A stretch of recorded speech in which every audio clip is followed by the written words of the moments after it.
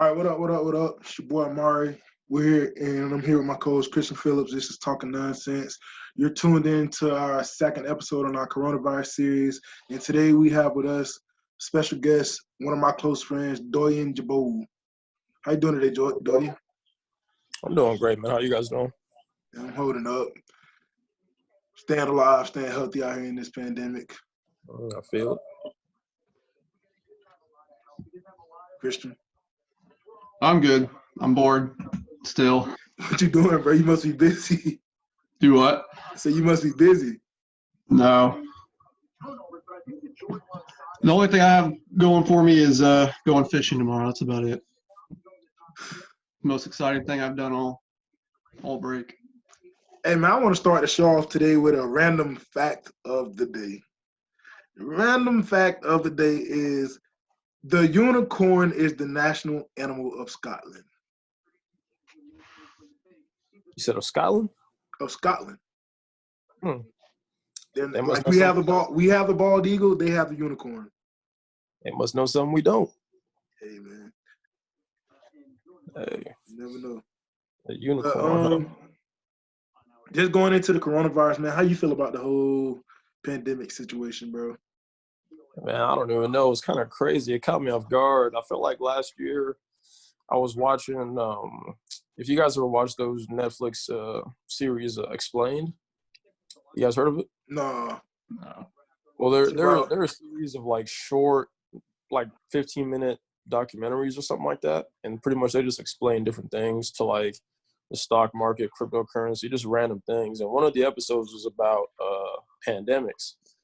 And I watched it last year, and it kind of just talked about like, you know, how pandemics happen, and you know how the next pandemic is probably going to be coming soon. But it was just crazy because I watched that like last year, and they literally predicted that this was going to happen because, you know, just kind of like how our funding is, you know, with in terms of research and stuff. Yeah. And so it was kind of crazy, kind of just, you know, being in the midst of it. And, you know, also, you know, experiencing it like firsthand is kind of like, you know, we're witnessing history because our kids aren't really going to know that this happened. Like, you know, when things like this happen, they drastically alter history. Like, you know, 9/11, you know, you got TSA, you know, and, you know, other historical events. Like, this is going to alter something.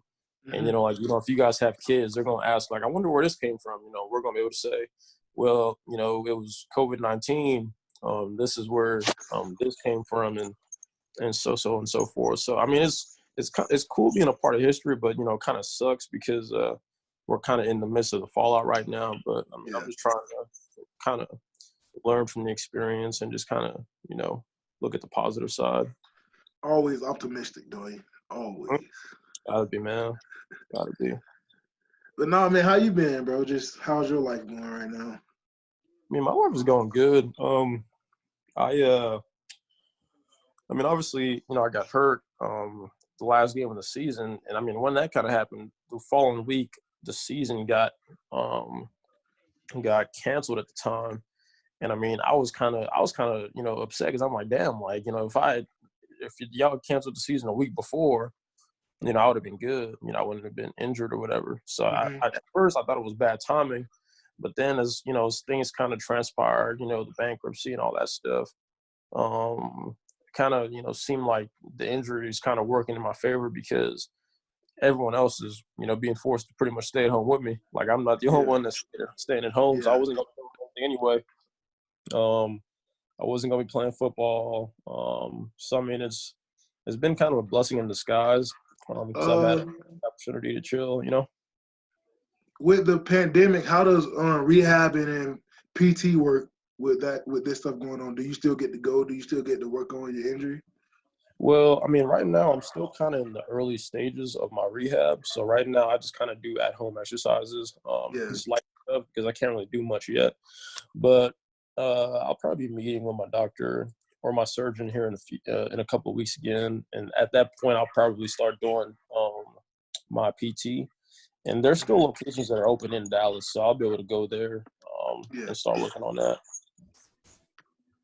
How was it playing for Coach Stoops?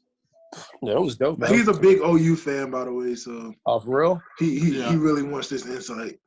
Nah, Coach Stoops is dope. He's like the ultimate like players coach. Like when I first rolled up, I really didn't know like what to expect because to be honest, I didn't really know who he was. Like I didn't really know about his His like legacy.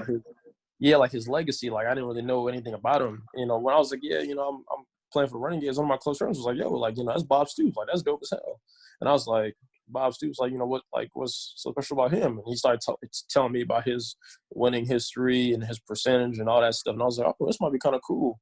But just kind of like playing with him, he's just he's a real cool dude. And you can always tell that he always has the players' best interest at heart. Like he's always asking like, what do y'all need? How can I, you know, make this better for y'all? It's not one of them things where you feel like you're being forced to play for him. It's like you want to play for him. And that was all in a pretty short span. So I can only imagine playing for him for, you know, 3-4 years. Yeah. Moving on, man. You mentioned the bankruptcy a few moments ago, man. Talk more about that. How do you feel about the league going under and pretty much just, I wouldn't say quitting on y'all, but shutting y'all out when y'all are already in a shutdown? I mean, to be honest, like, you know, when you look at it from a business point of view, it was the logical thing for them to do. You know, I don't really necessarily view it as them quitting on us because if you think about most companies, you know, when you're laid off, you know, you're laid off. Like there are a lot of people that were laid off without explanation, you know, without pay. But when the season ended for us, we continued, you know, to receive you know, pay up until I think maybe like the last game of the regular season. That's probably when they filed for bankruptcy. So they didn't really have to do that. You know, they could have just been like, yo, this is it. Y'all aren't getting nothing, whatever, see ya. But, you know, they actually, you know, kept that going. They kept paying us, you know, so that was cool. But, you know, but with them being, you know, like having to file for bankruptcy, you know, it was that was really their only option, you know, with Vince McMahon being the owner, obviously him being a majority investor. And, you know, with the hit that the stock market took, it made logical sense for him to not want to lose any more money and just kind of cut ties. And, I mean, I'm sure it was a hard decision for him to make. You know, I feel like you know, being the organization was kind of up and coming. It was very productive, but, you know, things just kind of happened. And, you know, the NBA has had to stop. You know, there are a bunch of other leagues that have been around a lot longer than the XFL that had to, you know, close down too. So it was really the right thing to do. And it was probably in the best interest just for the people within the company. Do you expect them to reboot the XFL? You repeat that? Do you expect them to reboot the XFL? I mean, they're quite popular. I mean, I think the only reason they went bankrupt is because of the pandemic. Well, you know, to be honest, I have no idea. The only way that they're going to be able to reboot is if somebody else purchases the rights, the licensing rights to the XFL and actually decides to fund it themselves. And I mean, I could see that happening if, you know, somebody has the money and after, you know, when this thing blows over, because people will be interested in sports and people are going to, you know, want to see sports because they've been away for it for so long. But it just comes to if someone willing to take the risk to purchase the license, you know, purchase the title and to take financial responsibility for the reboot, you know, after, you know, it's, you know, obviously it's failed twice. And, you know, the second time it being really, you know, obviously unfortunate and, you know, unpredictable, but it just comes down to if someone's willing to take the risk. Absolutely. I mean, I'm honestly surprised that the NFL doesn't endorse it as much. You know, I mean, that's true because I think they were probably one of the closest people watching because playing in the NFL and then playing in the XFL, like personally myself, there were a few things that I liked in the XFL better than than in the NFL. You know, like the kickoff rules and all those things, they were pretty cool. And, you know, at first I was a little like apprehensive, like, yo, this is kind of wacky. But, you know, when you actually started doing it, it was like, yeah, you know, this is actually, you know, preventing you know, it's actually keeping the players safe because you have a 5-yard distance between you, you know, so you can't really have that much of a head start, you know, so you're not running down there like a madman trying to, you know, just knock somebody out. So I think that NFL is definitely going to keep an eye on those things. And, you know, if it comes to it, they might say, hey, we're going to want to fund this and make this kind of like a minor league. But, I mean, obviously I'm not, you know, in the execs heads of the NFL, so I really don't know what they're thinking. But, I mean, if I was in their shoes, I would definitely consider it, you know, a possibility. All right, just since you played a lot of football, been at many levels, the highest level of them all. 2 questions. Who's your favorite coach from any level you played on, including the XFL, the NFL, here at Fort Hays, high school, little league, any level you ever played on, and your favorite teammate, favorite player you ever played with? My favorite coach, it's got to be Coach Brown, man. It's got to be Coach Breezy. Brown. Hey. Yeah, no, that's tough, dog. You like Brown over Nagy and Stoops? Bro, I know the stint with Nagy was pretty short, and obviously Stoops, you only had 1 season with him, but yeah, man. I mean, Coach Brown is just like, I don't know, like Coach Brown. Obviously, with all 3 of them, I see. The thing is, you know, usually you don't always like a majority of the coaches that you like play for. And, you know, me, I literally, like, I've liked every coach that I've played for. Nagy was cool as hell because he was a real player's coach too. Coach Stoops was a player's coach. Literally every coach I've played for has been like a player's coach. And so, like, it's hard to, you know, like pick, like, you know, like, but with the thing that makes Coach Brown different is obviously the history, you know, that I've had with him. And I didn't get to play with, you know, Nagy as long as I did Brown. Or I didn't get to play with Stoops as long as I did Brown. But, I mean, obviously, if I did get to play with them, you know, I'm sure that, you know, and this goes, like, this doesn't go against the respect that I have for those 2 coaches and what they've accomplished.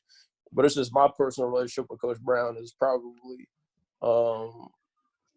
like, you know, the highest thing when I kind of factor in who, like, I like the most, because that's who, like, you know, hell, you know, we went through it together. So, I mean, that's kind of the reasoning behind that. But they're all great coaches, though. Who you feel like the best is? Okay, so, like, football coach, no personal football coach. Yeah.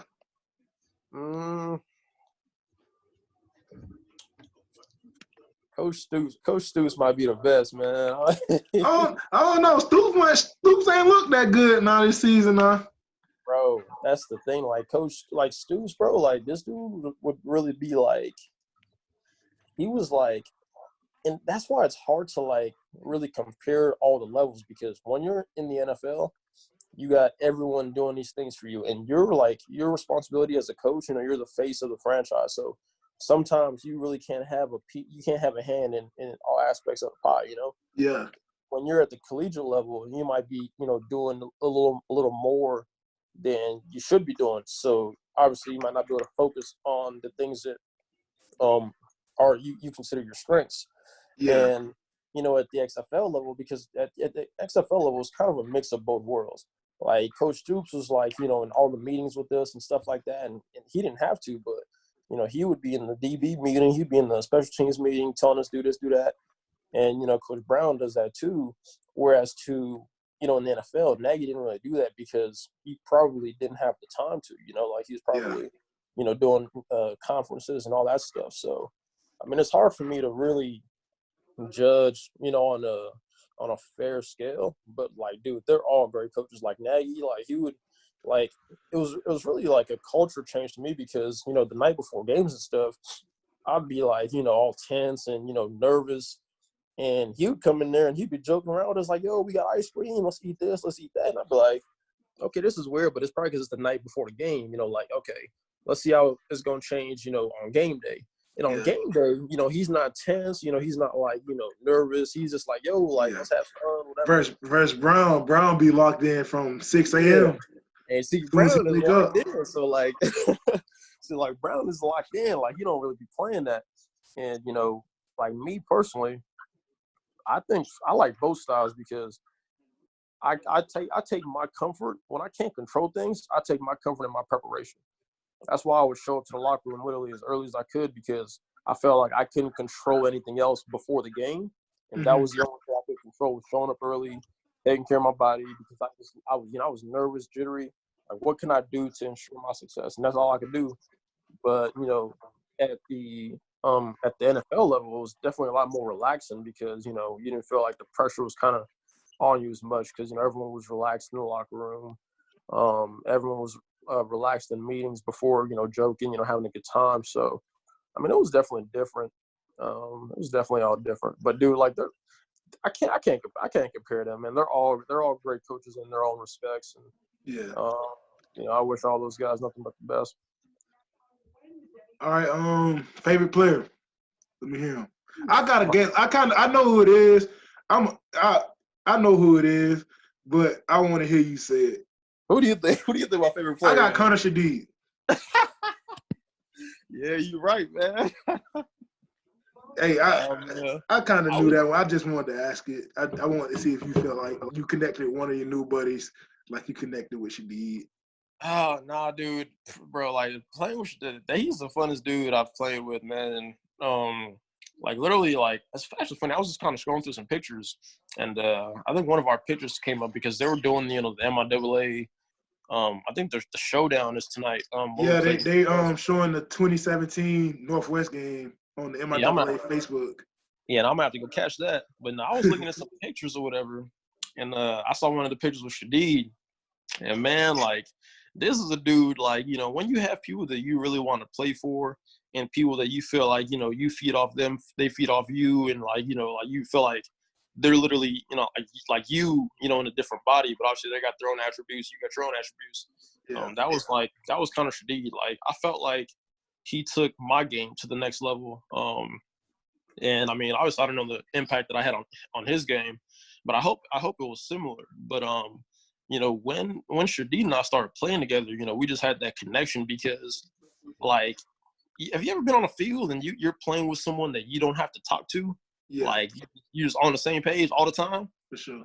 That's what it was like playing with Shadid. Like me and him were always on the same page. We were doing things we weren't communicating about, and it was just getting done.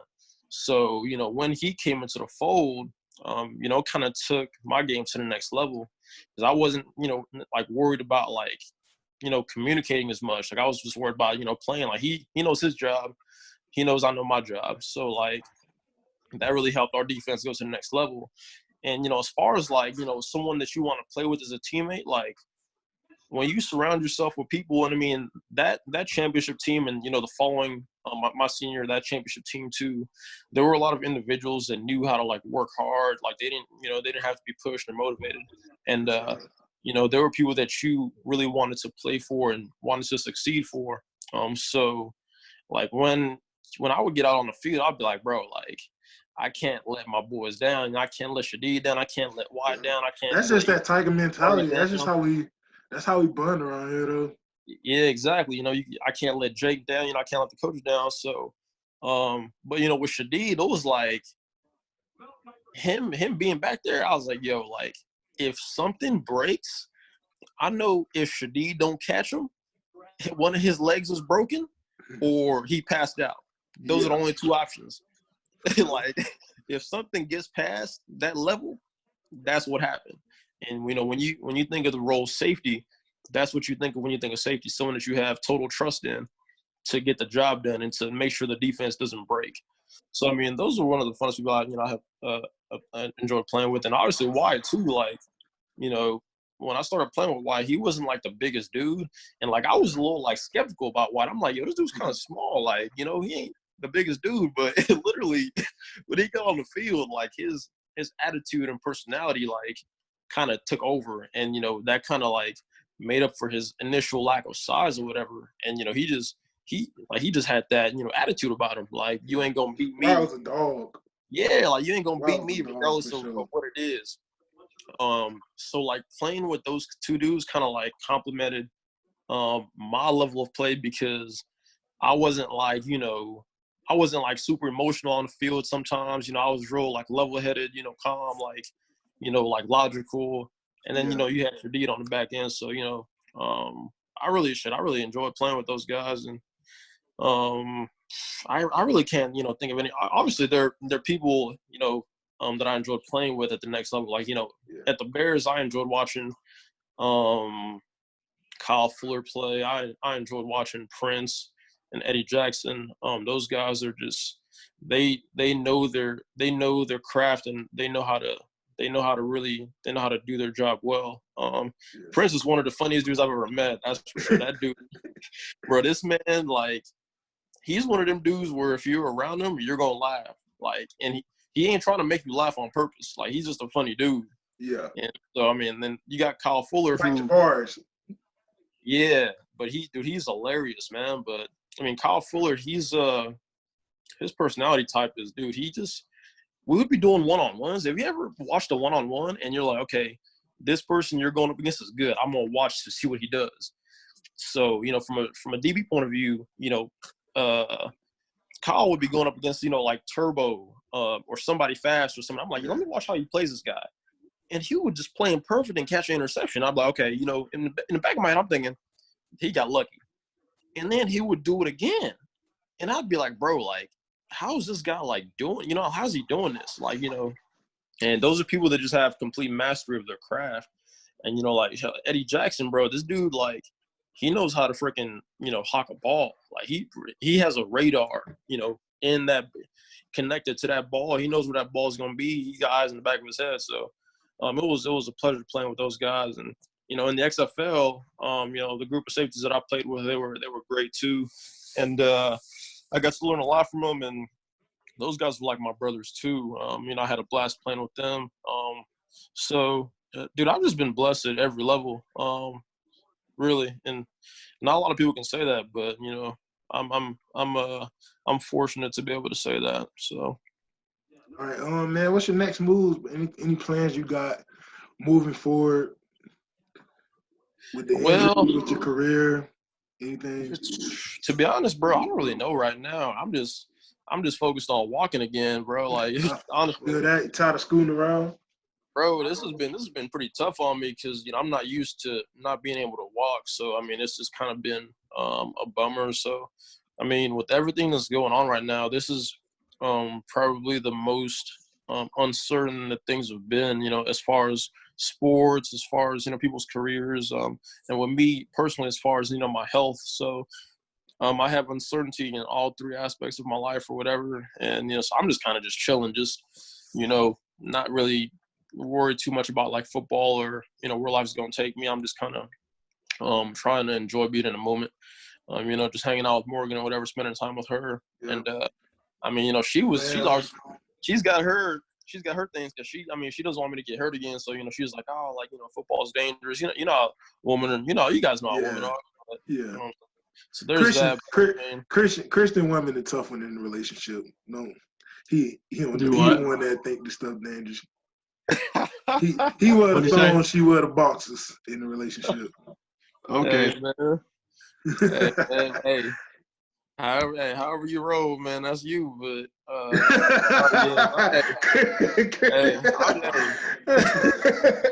Christian, I'm just chilling though. I'm just trying to. I'm gonna take the high road on this. I feel you. She must be watching. No.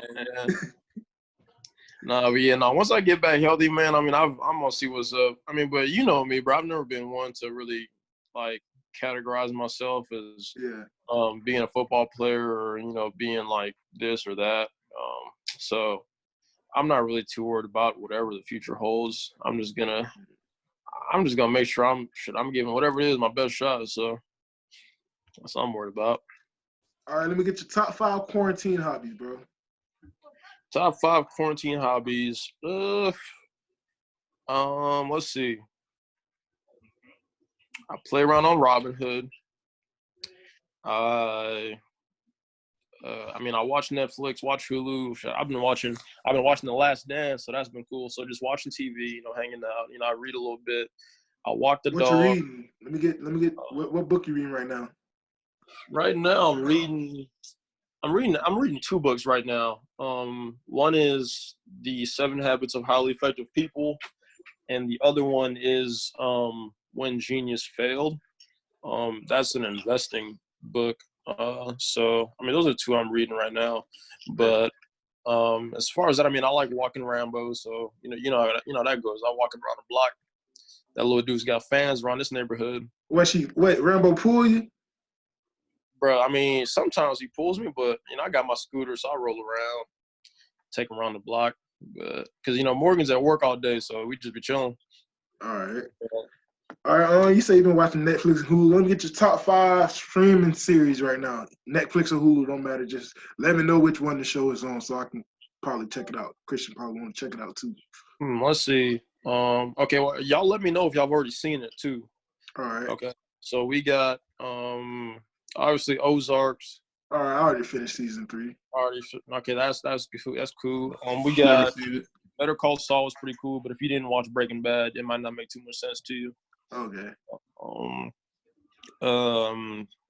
Waco was pretty cool. I'm sure you guys have all seen Tiger King. That was pretty good.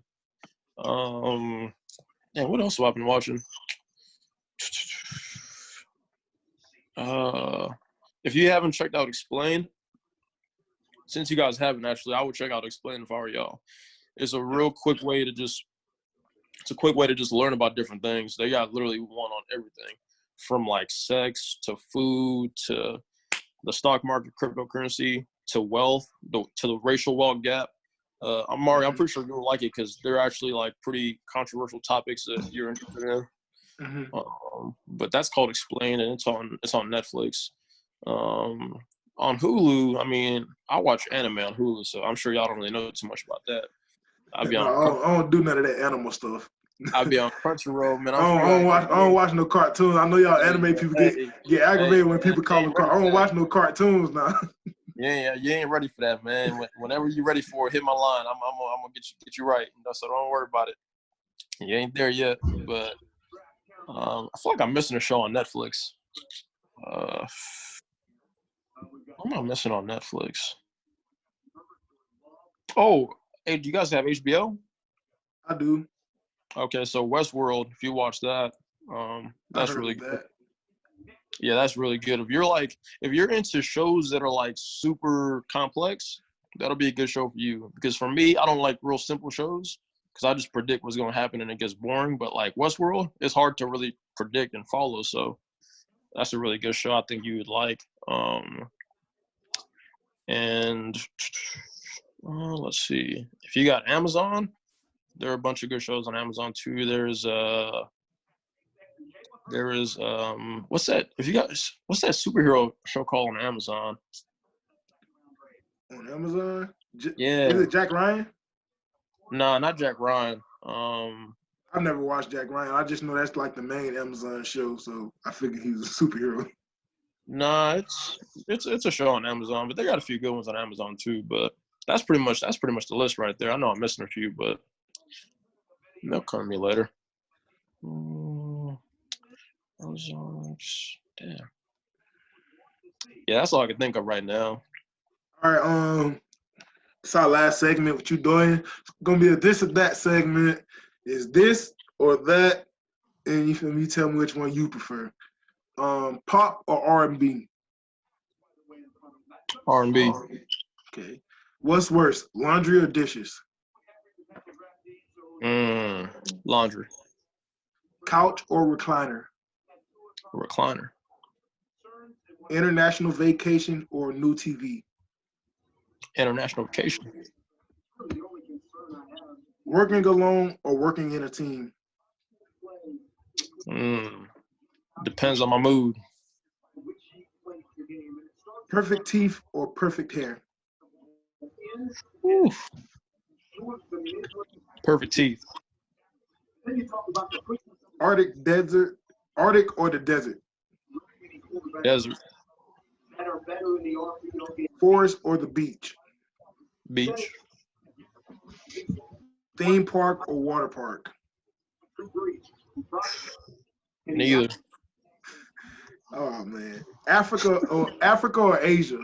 Come on, man. I should have skipped that question. Antique or brand new? Brand new.